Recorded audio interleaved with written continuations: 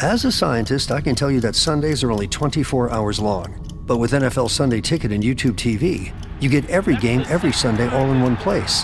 That's upwards of 30 hours of NFL in one day. How can there be 30 hours in 24 hours, you ask? I have a theory. Magic.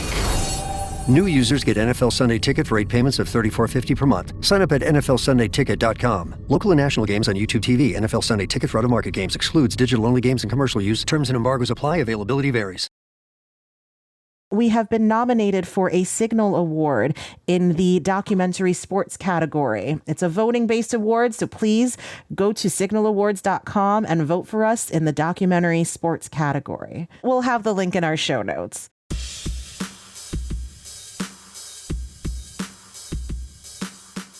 Hey everyone, it's Kavitha Davidson, and welcome to another episode of Sportly. Each week, we discuss lesser-known sports history, iconic events, notable athletes, and impactful moments on and off the field. Moments that all too often fall to the sidelines of history. This week, I thought I'd tell you about one of my favorite stories that I've ever covered in my career. In November of 2022, I traveled to a remote part of India called Jharkhand.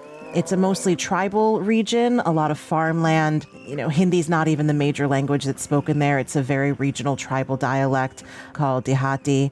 And in this particular region, girls don't have a lot of opportunities or options. Their families are very, very poor, and most often they get kind of forced into child marriage at a very young age, and they're expected to have children almost right away.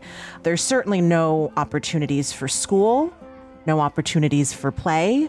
All of those opportunities are given to the boys. And in fact, when families have more than one girl, it's seen as a bad omen and, sometimes a detriment to the family.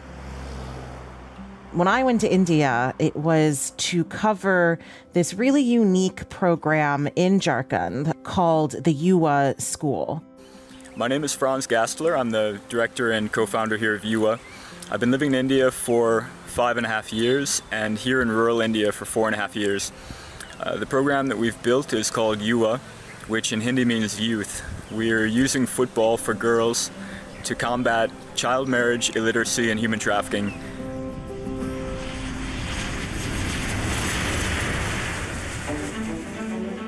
We filmed in November of 2022, and we had originally planned to film in July, which I've got to say would have been, I think, way too hot. I don't know if my delicate New York body would have been able to handle India heat in July, but, I got COVID 3 days before we were supposed to fly out. Now, this might not sound like a huge deal as far as rescheduling, whatever. You change some flights, but it wasn't just changing some flights, because we had crew coming in from all over. We had a DP coming in from Atlanta. Me and my producer were coming in from New York. And as far as filming goes, we had hired a Delhi-based filming crew that we had worked with before on previous episodes that were filmed in India.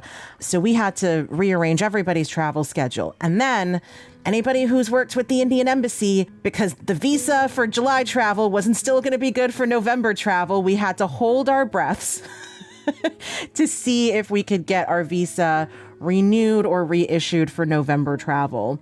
And we weren't able to do that.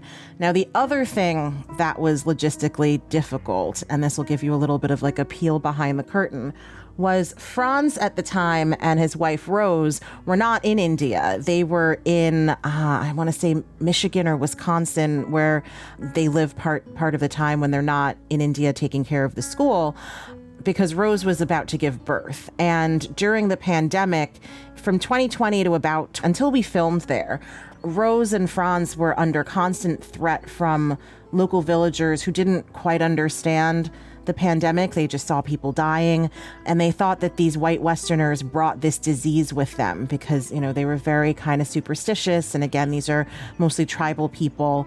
So Franz and Rose weren't in India, and getting them visas to come back to India was difficult. But because Rose was about to give birth, we kind of left her alone, and we were able to have Franz come out and meet us. So that's why we ended up filming in November instead of July. So already Even before I set foot on a plane, this story had a story behind it.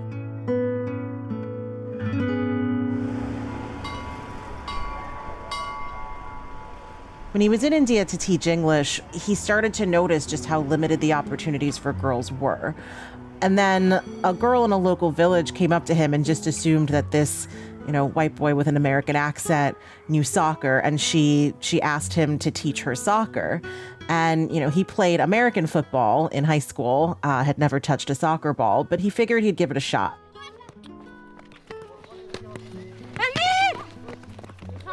So he started coaching whatever rudimentary level he was able to. He started coaching soccer to this young girl and some of her friends. And eventually it ballooned into this all-girls soccer league. It was and is still the only sports program for girls in this particular part of India. And he saw immediately how much of an impact it made on these girls' lives. It brought them away from the home. It gave them physical confidence in their bodies. And we aren't also talking about, girls ranging from as young as 5 years old to 18, seniors in high school, essentially. And, one of the saddest parts of this story was how much these girls had to endure just to be able to play soccer.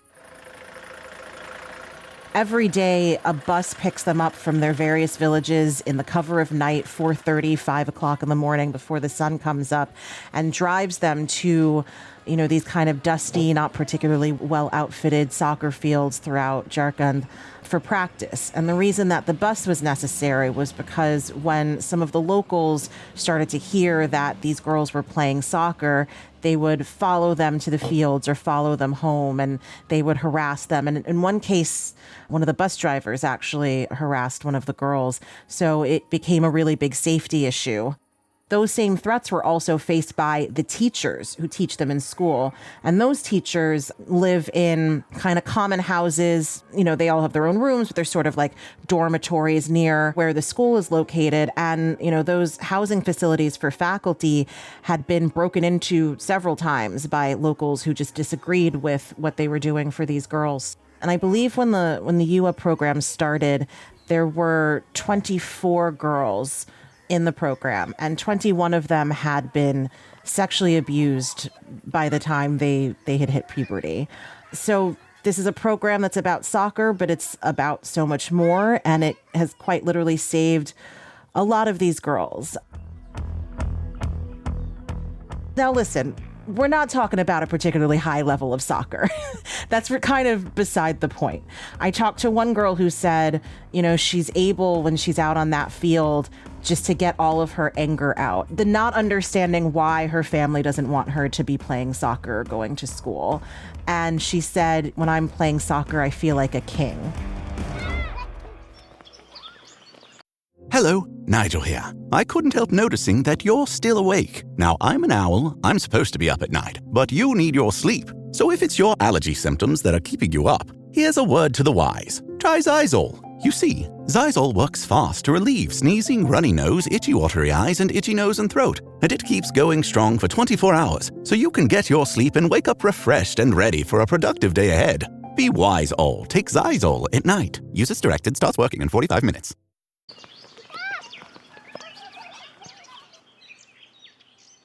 On a personal note, this was probably the most personally harrowing story for me to do. My parents are from India.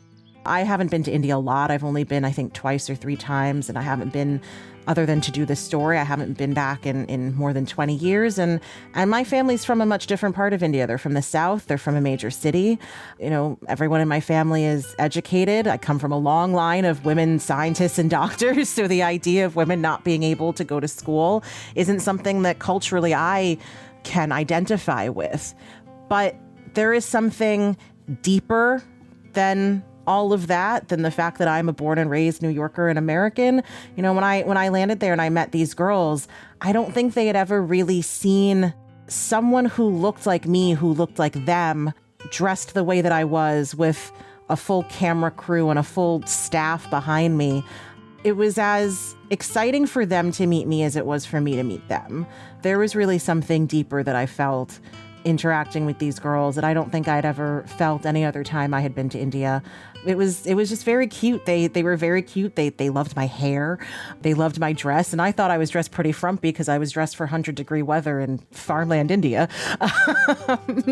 But I told them that my parents were from India and they were amazed by that. And then they were a little disappointed because they asked their names. And I said, well, Terrence and Mercy. They're not the most Indian names. I often hear Irish friends talking about, or Irish American friends talk about what it was like to go back to the county in Ireland where their grandparents are from before they emigrated to America. I've certainly talked to Black friends who have gone back to Africa or the West Indies where their ancestors are from, and just feeling this ancestral bond with the land and with the people. And like I said, I don't think I had ever felt that in any of my trips to India until I went and talked to these girls. So that was really meaningful to me. And I will also say, from a journalism perspective, the fact that I looked like them made them feel safer and made them more comfortable talking to me. And that can sometimes be used for a really good end, especially when you're talking to girls who have been abused. If you're talking to anybody who's been oppressed in some way, that can really go a long way. Gonna go? Sorta?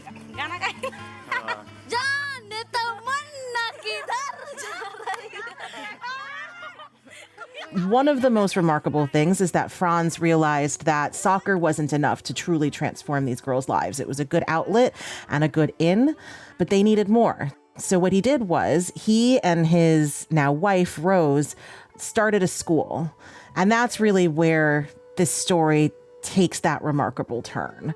Now, it costs about $350,000 a year to run, and Franz isn't a wealthy man, so most of the funding for the program comes from NGOs and private donations and some company donations. And I believe recently they began being sponsored by the Sachin Tendulkar Foundation.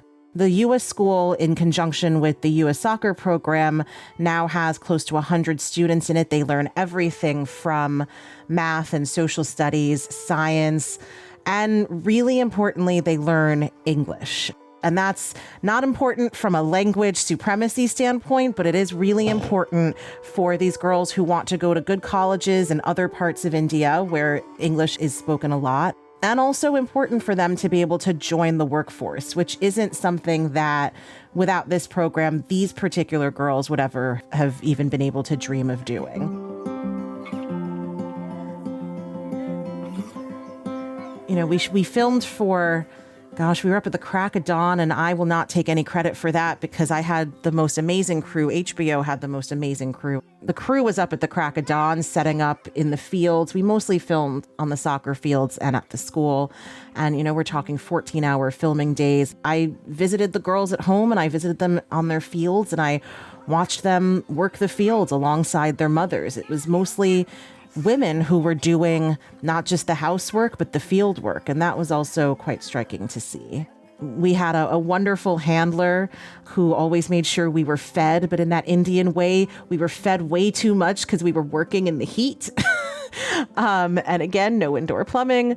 But yeah, it was one of the best experiences I've ever had. Our very last day of filming was Jharkhand Independence Day, and I got to learn a lot about what state politics in India, in the north especially, were like when we were there for this. So this is an annual festival that commemorates the independence of the Jharkhand state from the larger Bihar state, and that's based on local tribal cultures and language and things like that. And again, India is such a large and diverse place that I don't think it's really easy for us in the States to really wrap our minds around it. But imagine if people in New York spoke a completely different language than people in Idaho. That's essentially what the difference there is. It's not a perfect analogy by any means. Anyway, for Jharkhand Day, they had their own celebration at the school, and it was gorgeous. All of the girls brought different dishes and foods from their families, and they had a little like potluck, and they got to like quote unquote buy things from each other. They were dressed in beautiful saris and traditional garb. They learned traditional dances and performed them for us. They put on some plays that were funny and in English, and to demonstrate how much these girls have learned a command of the language. And it was just a really joyous day. And it was so sad when we wrapped up the cameras and these girls realized that we were leaving, because we spent a good 10 days with them, I want to say. So in the course of these girls playing soccer and how this program has grown, some of these girls have had opportunities to travel and play exhibition matches against teams across India in much bigger cities, in Delhi and Mumbai. Some of them have been able to go to Spain. They played, I believe, either in Madrid or Barcelona. And then they did a US tour. Some of them had been to America. Now you have graduates of Yuwa, the school, who have gone to the University of Delhi. They've gone to schools in Chennai.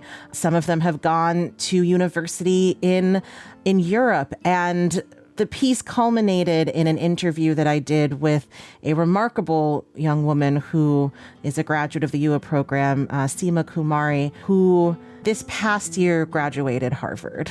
I knew my parents could not pay because my father works at a thread factory, and we are in the survival mode. We are farmers. We grow our own food, but I don't have people who have professions that pay them a lot, or would be even able to take care of the travel. But because Yuwa had introduced me to the idea of scholarships, and there are many colleges, if they accept you, they'll probably pay for your travel as well, along with personal expenses. Because when you grow up in poverty or in a poor family, that that's out of your reach and you stop at that moment. But I knew because of resources like financial aid that's provided by these colleges, I felt like maybe this is possible, and it worked out. So she went from not speaking English in a very poor tribal area of India to studying economics at Harvard. And, there's not a lot of words that can describe what witnessing that journey is like, what I'm sure her journey has been like for herself. But it really does show you how impactful it can be to just give girls an inch. Just give them an inch of opportunity, and you can see what they can do with it. I actually emailed Seema a couple of months ago when President Trump was threatening Harvard with deporting all the J1 students there. And, she's okay. She graduated. She wouldn't have actually been affected by this because she was a senior earlier this year. But that just kind of goes to show you that a few years later, how much can change, not just in our country, but globally, and how that can affect people around the world.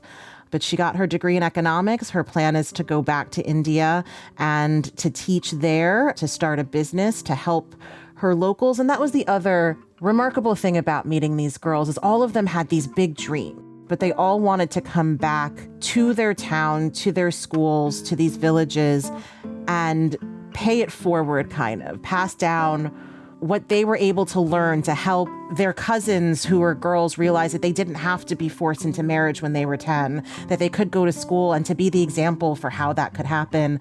Seema took up a part-time job while she was at Harvard, which I can't imagine how she did that, because again, she was at Harvard and English is not her first language and all of that. But the money that she earned from her part-time job helped pay for her schooling, and was mostly sent back home to help pay for the schooling of her girl cousins, who now had an example for what their life could be like outside of what they had been told it could be like. But all of these girls wanted to go back. I guess they weren't corrupted by Western notions of capitalism, where, they didn't have dreams of having giant mansions in New York. They had dreams of building something in their hometowns and their home countries, and there was something really beautiful about that. And you also saw that with some of the teachers. There were many teachers who were themselves graduates of the Yuwa program who went to the US or went to Europe to study and have now come back to teach these girls. And in that way, I think there was a sense of community that you don't see often here and you don't see often in this day and age. And that was really inspirational to see. In the future, I want to become a divorce lawyer. Many girls and men want to divorce because their husband hurt them, drink alcohol, and spend all the family's money on drinking or gambling. But women do not know how to get a divorce. I want to help women so they can be free to get a good job and save money for their future. You know, I hope that this story opened up a lot of people's eyes to the power of what sports can do for girls, for anybody, really. I remember I was at a UN meeting several years ago for the Women and Girls Commission, and the UN had already named access to sport as a human right. And that was mostly in response to countries like Saudi Arabia and Qatar and Brunei not allowing women in the Olympics until 2012. But the idea of sport as a human right, I think that can often be dismissed. But the reality is, and we've seen multiple studies show this throughout the world, in countries throughout the world, that girls' access to sport directly correlates with girls' and women's access to democracy and to rights and to freedom of movement and to freedom of space and freedom of thought. And hopefully this tiny sliver in India, this story that I was able to tell there, helped demonstrate just how powerful that can be.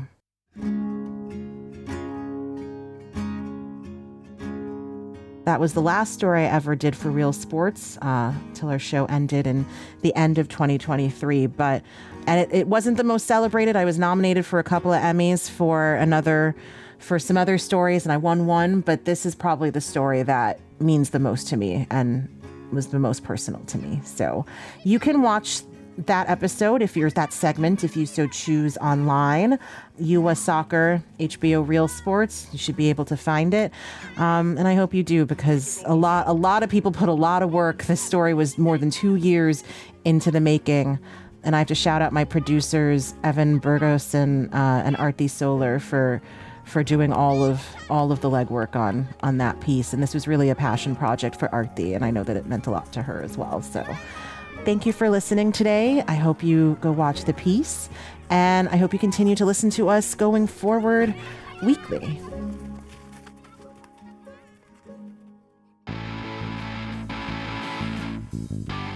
Thanks for tuning into Sportly. Tune in next week and every week after for a new episode. If you have thoughts or suggestions for a topic you'd like me to cover, I'd love to hear from you. Please feel free to email me at kavitha@immigrantlypod.com. And if you've been enjoying our episodes so far, leave us a rating or a review on the podcast app of your choice. I will throw in one more thing. We have been nominated for a Signal Award in the documentary sports category. It's a voting-based award, so please go to signalawards.com and vote for us in the documentary sports category. We'll have the link in our show notes. Sportly is an Immigrantly media production. This episode was produced by Paroma Chakravarti. Executive producer is Sadia Khan. Written by me, Kavitha Davidson. Our sound designer and editor is Paroma Chakravarti. Our theme music was created by Simon Hutchinson. Other music by Epidemic Sound. Tune back in next week for more Sportly.